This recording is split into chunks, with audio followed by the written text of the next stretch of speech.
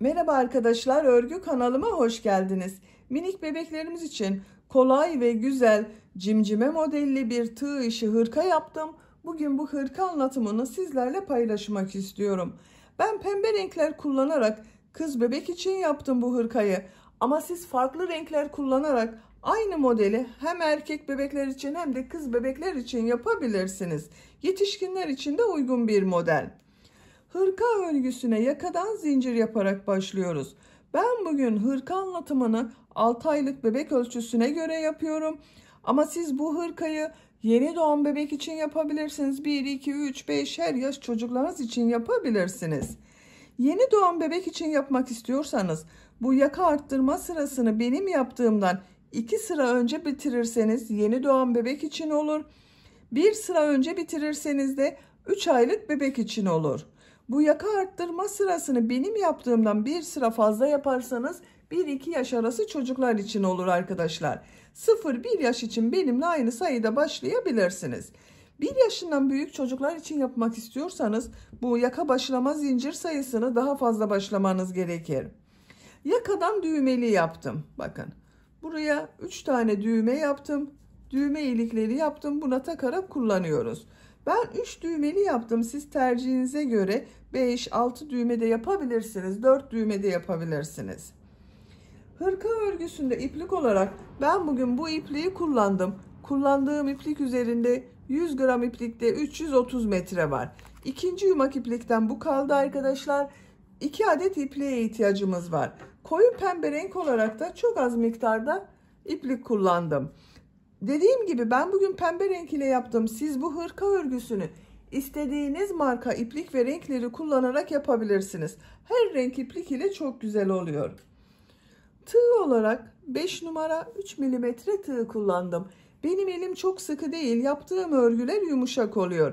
Sizin eliniz sıkıysa 3,5-4 milimetre tığları kullanırsanız daha güzel olur arkadaşlar. Eliniz sık olduğu zaman yaptığınız tığ işi örgüler hem sert olur hem de benim yaptığım ölçüden daha küçük bir ölçü olur. 3,5-4 milimetre tığları kullanırsanız daha güzel olur. Düğmeyi söyledim zaten. Videonun sonunda ölçülerini söylüyorum. Tekrar ölçerek zaman geçirmek istemiyorum. Açık olarak da görelim. Bakın bu şekilde arka görüntüsü.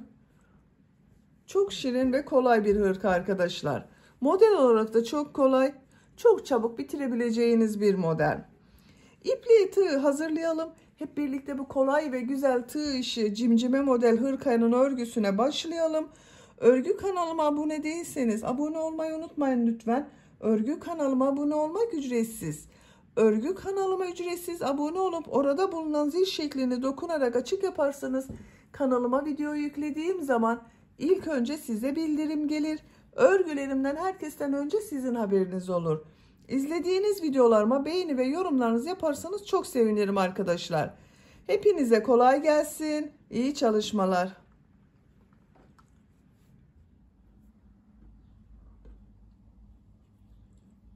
Örgüye yakadan zincir yaparak başlıyorum. İlk ilmeği ben bu şekilde yapıyorum. Zincirleri yapmaya başlıyorum. Çok sıkı zincirler yapmıyorum. Bakın bu şekilde çok sıkı olmayan zincirler yapıyorum. 68 zincir yapalım. 68 zincir yaptım. Çok sıkı zincirler yapmadım. Bu 68 zincirin kaç santimetre olduğunu ölçüyorum. 28 santimetre zincir uzunluğu var. Benim elimin sıklığına göre 28 santimetre için 68 zincir yaptım arkadaşlar. Sizin eliniz sıkıysa daha fazla zincir yapmanız gerekebilir. 3 zincirde dönüş için yapıyorum. 1, 2, 3. Tığ üzerine iplik alıyorum. 3 ilmek atlıyorum. 1, 2, 3. 4. ilmeğe trabzan yapıyorum. 10 trabzan yapıyorum. Bu 3 ilmek atlayarak yaptığımda bir trabzan. Bakın bu 1, 2. 3, 4, 5, 6, 7,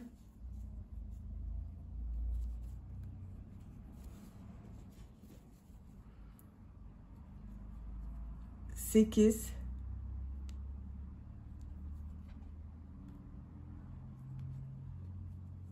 9, 10. 2, 4, 6, 8, 10 trabzan yaptım.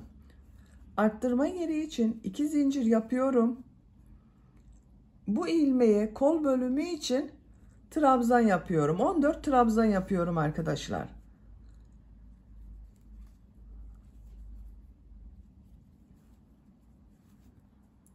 ...14 trabzanı yapalım. Kol bölümü için 14 trabzan yaptım. 2, 4, 6, 8, 10, 12, 14. Arttırma yeri için 2 zincir yapıyorum. 20 trabzan yapıyorum.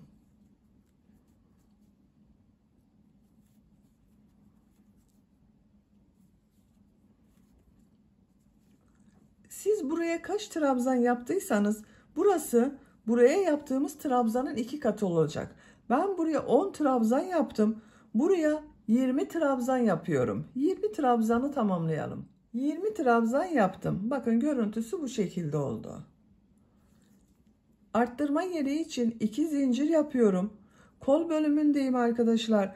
Bu kol için 14 trabzan yaptım. Buraya da 14 trabzan yapıyorum.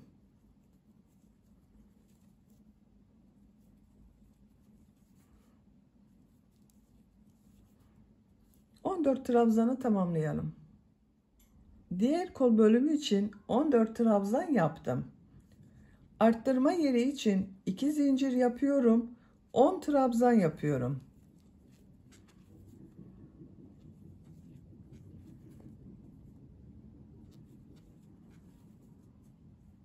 Sıra sonuna kadar devam edelim. 10 trabzanı yaptım. Bu sırada yaka ayrımlarını yaptık. Sıra başında ve sıra sonunda 10 trabzan yaptım. Kol bölümleri için 14 trabzan yaptım. Buraya da bunların ikisi toplamı olan 20 trabzan yaptım. İkinci sıradayım. Bir zincir yapıyorum. Örgüyü çeviriyorum. İlk ilmek üzerine trabzan yapıyorum. Diğer ilmeklere trabzan yaparak devam ediyorum. 10 trabzan yapıyoruz. Bu arttırma zincirine kadar devam edelim. Arttırma zincirine kadar 10 trabzan yaptım. Bu arttırma zinciri üzerine 2 trabzan, 2 zincir, 2 trabzan yapıyorum.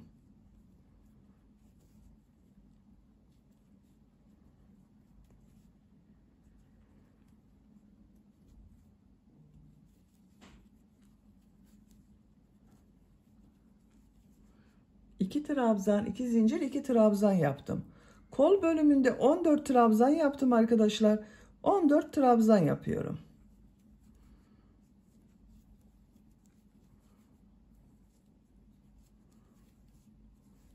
Arttırma zincirine kadar devam edelim.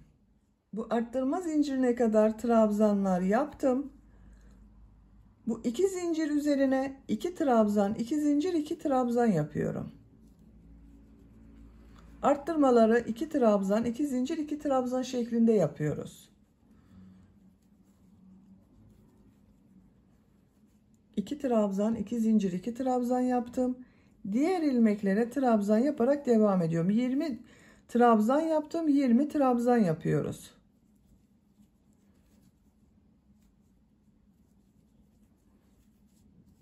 Buraya kadar devam edelim. Arttırma zincirine kadar trabzanlar yaptım. Buraya 2 trabzan, 2 zincir, 2 trabzan yapıyorum.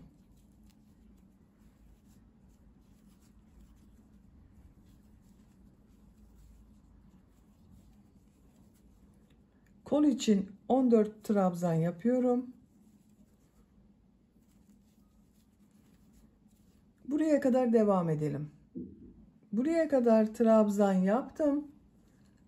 Arttırma yerine 2 trabzan, 2 zincir, 2 trabzan yapıyorum.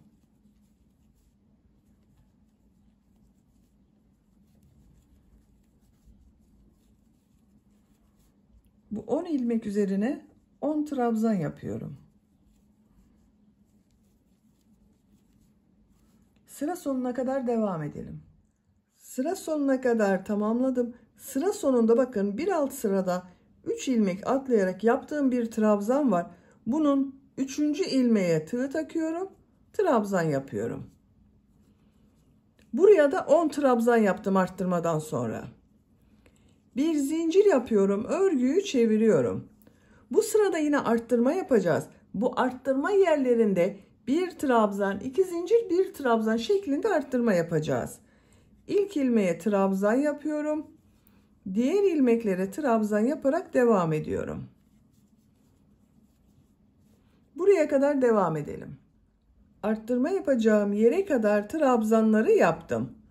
Arttırma zincirinin üzerine bir trabzan, 2 zincir, bir trabzan yapıyorum.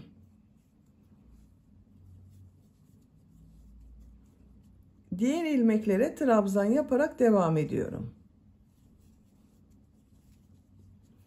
Arttırmayı bir trabzan, 2 zincir, bir trabzan şeklinde yaptım.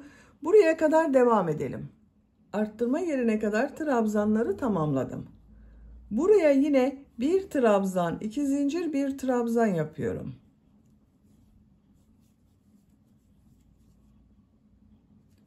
Diğer ilmeklere birer defa trabzan yapıyorum.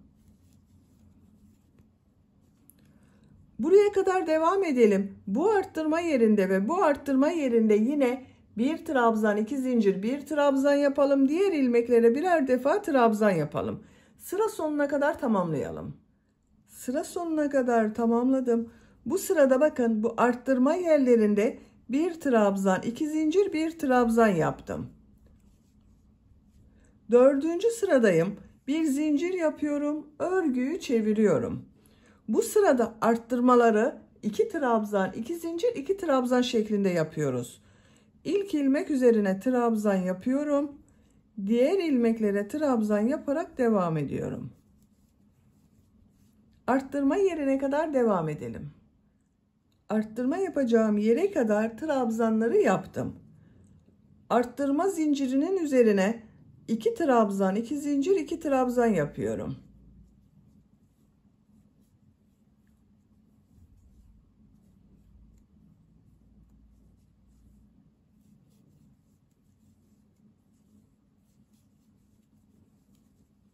İki trabzan, 2 zincir, 2 trabzan yaptım. Diğer ilmeklere birer defa trabzan yapıyorum.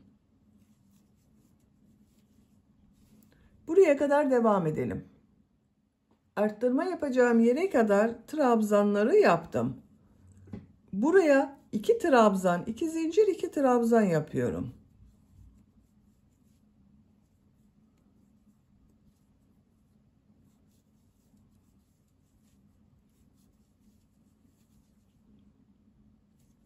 Diğer ilmeklere birer defa trabzan yapıyorum. Bakın bu sırada arttırmaları 2 trabzan, 2 zincir, 2 trabzan şeklinde yapıyoruz. Bu arttırma yerinde ve bu arttırma yerinde de 2 trabzan, 2 zincir, 2 trabzan yapalım. Diğer ilmeklere birer defa trabzan yapalım. Sıra sonuna kadar tamamlayalım. Sıra sonuna kadar tamamladım. Bakın arttırma yerlerinde 2 trabzan, 2 zincir, 2 trabzan yaptım. Diğer ilmeklere birer defa trabzan yaptım. 4. sırayı bitirdik. Yakanın görüntüsü bu şekilde oldu.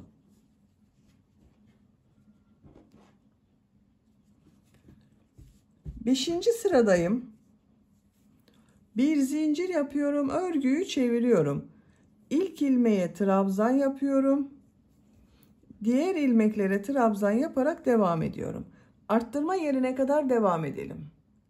Arttırma yapacağım yere kadar trabzan yaptım. Arttırma yerine bu sırada bir trabzan, 2 zincir, bir trabzan yapıyorum.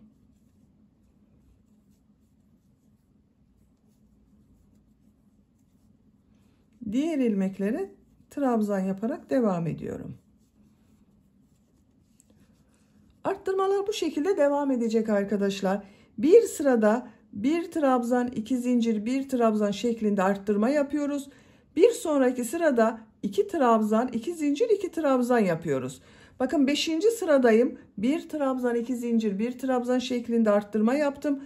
6. sırada 2 trabzan, 2 zincir, 2 trabzan. 7. sırada 1 trabzan, 2 zincir, 1 trabzan. 8. sırada 2 trabzan, 2 zincir, 2 trabzan. 9. sırada yine 1 trabzan, 2 zincir, 1 trabzan şeklinde arttırmalar yapacağız. Yapacak olduğunuz çocuğun büyüklüğüne göre bu dönüşümlü olarak arttırmaları yaparak yakanın örgüsünü tamamlayalım. Roba örgüsünü arttırmalar yaparak 9 sıra tamamladım. Bir sırada 2 trabzan, 2 zincir, 2 trabzan yaptım. Bir sırada 1 trabzan, 2 zincir, 1 trabzan şeklinde arttırma yaptım. 1, 2, 3, 4, 5, 6, 7, 8, 9. Santimetre olarak ölçüyorum. 10 santimetre yükseklik var. Şu şekilde katlıyorum. Bakın arkadaşlar, böyle. Benim yapacağım ölçü için yeterli. Siz bir beden büyük olsun istiyorsanız bir sıra daha arttırma sırası yapabilirsiniz. 10 sıra olarak tamamlayabilirsiniz. Küçük yapmak istiyorsanız da benim yaptığımdan bir sıra önce bitirirseniz daha küçük ölçüde olur. 10. sıradayım. 10. sırada kol ve gövde bölümünü birbirinden ayırıyorum. Artık örgüye gövdenin örgüsüyle devam ediyorum. Bir zincir yapıyorum, örgüyü çeviriyorum. Bir sıra trabzan sırası yapıyorum. İlk ilmek üzerine trabzan yapıyorum. Diğer ilmeklere trabzan yaparak devam ediyorum.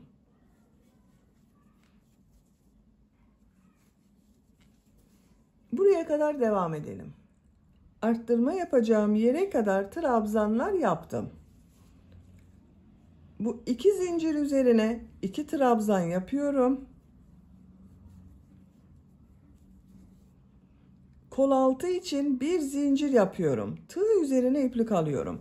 Kolda bulunan bütün ilmekleri atlıyorum. Arttırma yerine 2 trabzan yapıyorum. Diğer ilmeklere trabzan yaparak devam ediyorum. Bakın, kol bölümünü ayırdım. Ön ve arka bölümü birleştirdim. Buraya kadar devam edelim. Arttırma zincirine kadar trabzanları yaptım. Buraya 2 trabzan yapıyorum. Kol altı için bir zincir yapıyorum. Tığ üzerine iplik alıyorum. Kolda bulunan bütün ilmekleri atlıyorum. Arttırma zincirinin üzerine 2 trabzan yapıyorum. Bakın, diğer kolu da burada ayırdık. Diğer ilmeklere birer defa trabzan yapıyorum. Sıra sonuna kadar devam edelim. Sıra sonuna kadar tamamladım. Bu sırada bakın, kol ve gövde bölümünü birbirinden ayırdım. Ön ve arka bölümü birleştirdim. Artık örgü gövdenin örgüsüyle devam edecek. Bu sırada model yerleştirmeye başlıyorum. Bir zincir yapıyorum. Örgüyü çeviriyorum. İlk ilmeğe trabzan yapıyorum. Tığ üzerine iplik alıyorum. İkinci ilmeğe 2 trabzan yapıyorum.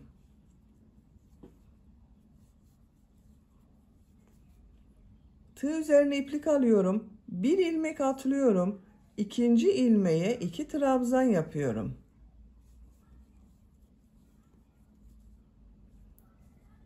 Bir ilmek atlıyorum. 2 trabzan yapıyorum. Aynı ilmeğe 2 trabzan yapıyoruz. Bir ilmek atlıyorum. 2 trabzan yapıyorum. Çok kolay arkadaşlar model. Bu şekilde sıra sonuna kadar devam edelim. Sıra sonuna kadar tamamladım. Son ilmeğe bir trabzan yapıyorum. Bu sırada bir ilmeğe 2 trabzan yaptık. Bir ilmek atladık. Bir ilmeğe 2 trabzan yaptık. Model bu arkadaşlar. Bir zincir yapıyorum. Örgüyü çeviriyorum. İlk ilmek üzerine trabzan yapıyorum. Tığ üzerine iplik alıyorum. Bu sırada bu iki trabzan ortasına, bakın model yaptığımız iki trabzan var. Bunun ortasına iki trabzan yapıyorum.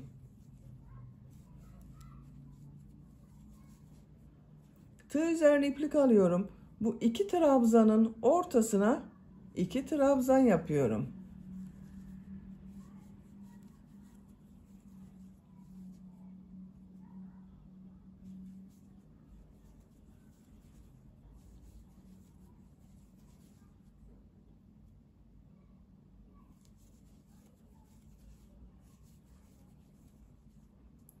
Sıra sonuna kadar devam edelim.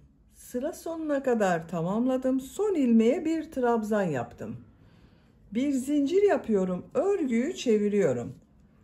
İlk ilmek üzerine trabzan yapıyorum. Sıra başında ve sıra sonunda bir trabzan yapıyoruz bakın. Yine bu iki trabzanın ortasına iki trabzan yapıyorum.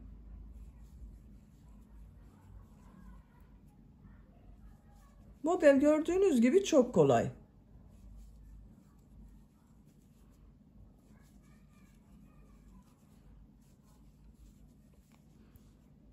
Bu şekilde devam edeceğiz arkadaşlar. Sıra sonuna kadar devam edelim. Bir zincir yapıp geriye dönelim. Modelleri tekrarlayarak örgüye devam edeceğiz.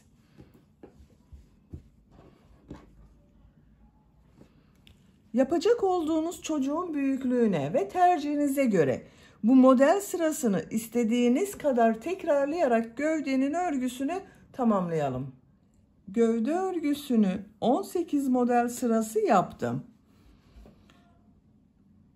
1, 2, 3, 4, 5, 6, 7, 8, 9, 10, 11, 12, 13, 14, 15, 16, 17, 18. Santimetre olarak ölçüyorum.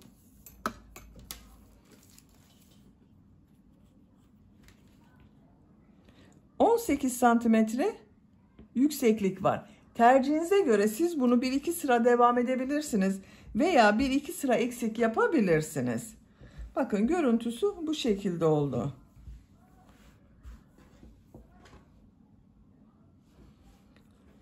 Son sırada bakın ipliği burada kestim. Son sırayı yapıyoruz. Son sırayı koyu pembe renk bir iplik ile yapıyorum ben. Bu son ilmekten ipliği bağlıyorum. Sizin burada da bitmiş olabilir. Hiç fark etmez arkadaşlar. Buradan bağlıyorum bakın. İlmek yapıyorum. Sağlamlaştırdım. Bu ilk ilmek üzerine bir sık iğne, 2 zincir, bir sık iğne yapıyorum. Bir ilmek atlıyorum. İkinci ilmeğe bir sık iğne, 2 zincir, bir sık iğne yapıyorum. Bir ilmek atlıyorum. Bir sık iğne, 2 zincir, bir sık iğne yapıyorum. İplik ucunda bakın içinde tutuyorum. Bu şekilde model yapıyoruz. Sıra sonuna kadar devam edelim.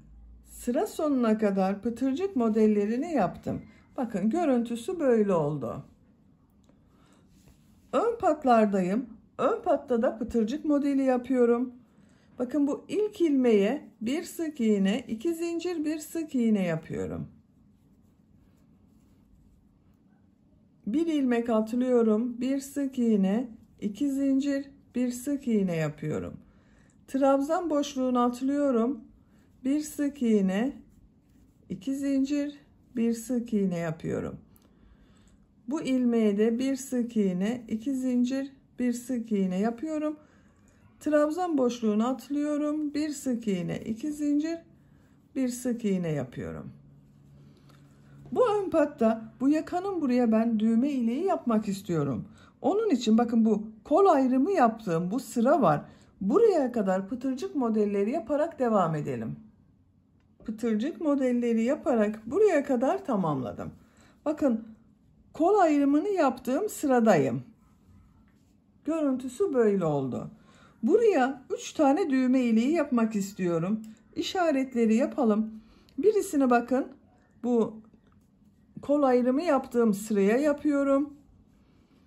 İkincisini yaka başlangıcına buraya yapıyorum. Üçüncüsünde ikisinin ortasına. Bakın şu şekilde katladım. Ortaya gelen yere üçüncü düğmeyi yapıyorum. Yerlerini işaretledik. Siz isterseniz 4 veya 5 düğme yapabilirsiniz. Onun için bakın birisini buraya, birisini buraya yapabilirsiniz. İşareti çıkarıyorum. Bakın ilk işareti. En son pıtırcık modeli yaptım. Buraya bir sık iğne yapıyorum. Düğme iliği için 7 zincir yapıyorum. Aynı ilmeğe sık iğne yapıyorum. İlk düğme iliğini yaptım. Bu ilmeğe bir sık iğne, 2 zincir, bir sık iğne yapıyorum. Trabzan boşluğunu atlıyorum. Bir sık iğne, 2 zincir, bir sık iğne yapıyorum. Bir sık iğne, 2 zincir, bir sık iğne yapıyorum. Bakın ikinci düğme iliğinde buraya yapıyorum. Buraya 1, 2, 3 pıtırcık modeli yaptım. Bir sık iğne yapıyorum. Düğme iliği için 7 zincir yapıyorum. Sık iğne yapıyorum. İkinci düğme iliğini yaptım. Bir ilmek atlıyorum. Bir sık iğne, 2 zincir, bir sık iğne yapıyorum. Bir ilmek atlıyorum. Bir sık iğne, 2 zincir, bir sık iğne yapıyorum. Trabzan boşluğunu atlıyorum. Bir sık iğne, 2 zincir, bir sık iğne yapıyorum. Bakın bu iki düğme iliği arasına 3 pıtırcık yaptım. Buraya da 3 pıtırcık modeli yaptım. Üçüncü düğme iliğini bu yaka başlangıcına yapıyorum. Bir sık iğne yapıyorum. Düğme iliği için 7 zincir yapıyorum. Aynı ilmeğe sık iğne yapıyorum. 3 düğme iliğini yaptık. Yakanın çevresinde de pıtırcık modelleri yaparak devam ediyorum. Bu ilk ilmeğe bir sık iğne, 2 zincir, bir sık iğne yapıyorum. Bir ilmek atlıyorum. Bir sık iğne, 2 zincir, bir sık iğne yapıyorum. Bir ilmek atlıyorum. Bir sık iğne, 2 zincir, bir sık iğne yapıyorum. Bakın bu şekilde. Yaka çevresinde pıtırcık modelleri yapalım. Diğer ön patta da burada yaptığımız gibi pıtırcık modelleri yapacağız. Buraya kadar tamamlayalım. Pıtırcık modelleri yaparak buraya kadar tamamladım. Bakın yaka çevresinde pıtırcık modelleri yaptım. Diğer ön patta da devam ettim. En son modeli bu ilk yaptığım bir ilmek var. Bununla ilmek kaydırma yaparak bitiriyorum. İpliği kesiyorum.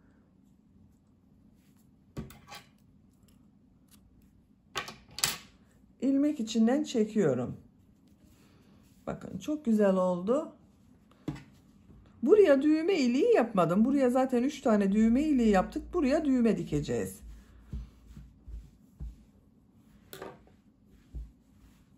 Bakın arkadaşlar gövde bölümü çok güzel oldu. Şimdi kol örgüsünü yapalım.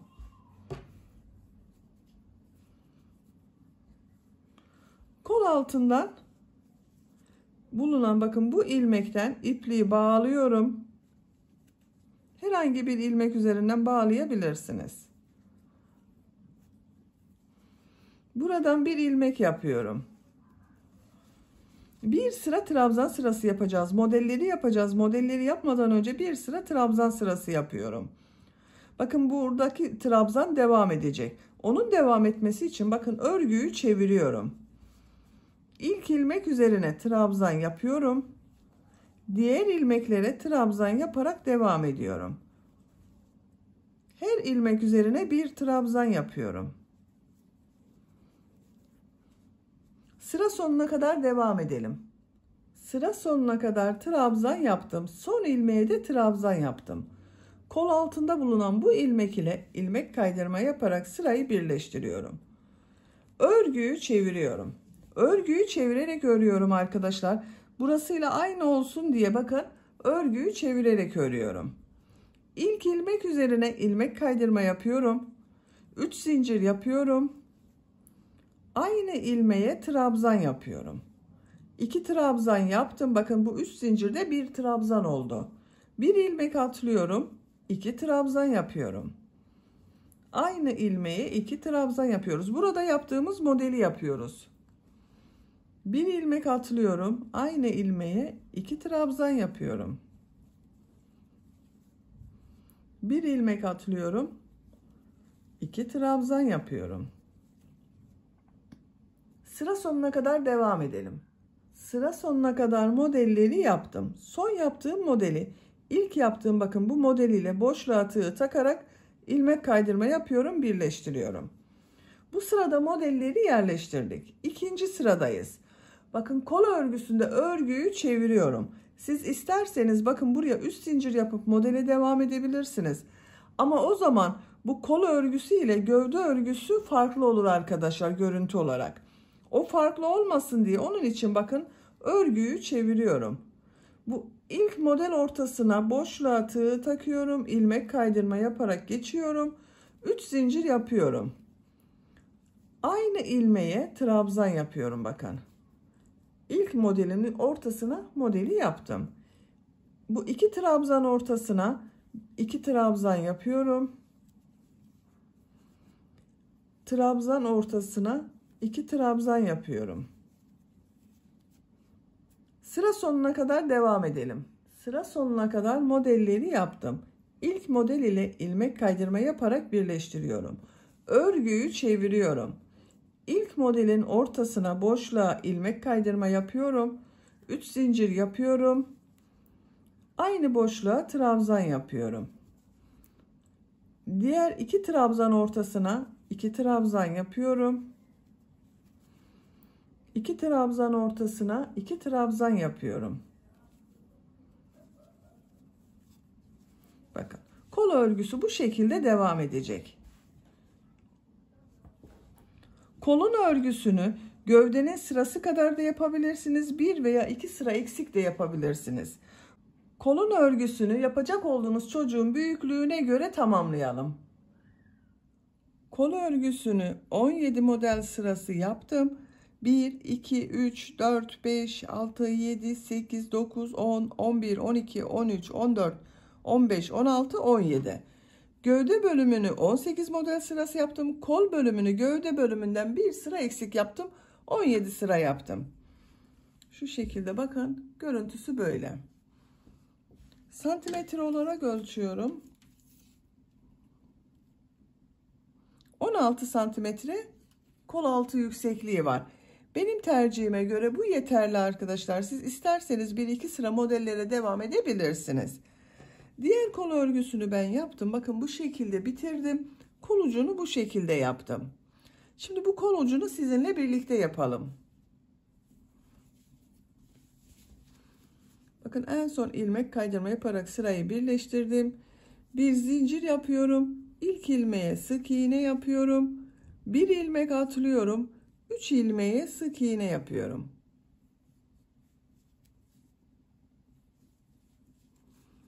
Bir ilmek atlıyorum. 3 sık iğne yapıyorum. Bu atlama yaptıklarımızda kesme yapıyoruz arkadaşlar. Bir ilmek atlıyorum. 3 sık iğne yapıyorum. Biraz kol ucu toplasın istiyorum. Sıra sonuna kadar devam edelim. Sıra sonuna kadar tamamladım. 3 sık iğne yaptım. Bir atlama yaptım arkadaşlar. Son ilmeği ilk yaptığım ilmek ile ilmek kaydırma yaparak birleştiriyorum. İpliği kesiyorum.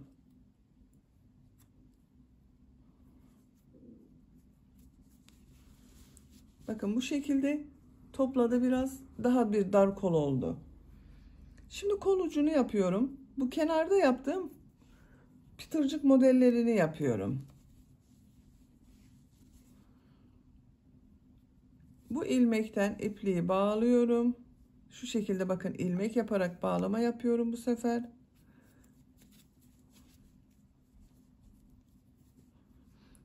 İlk ilmeğe bir sık iğne, 2 zincir, bir sık iğne yapıyorum.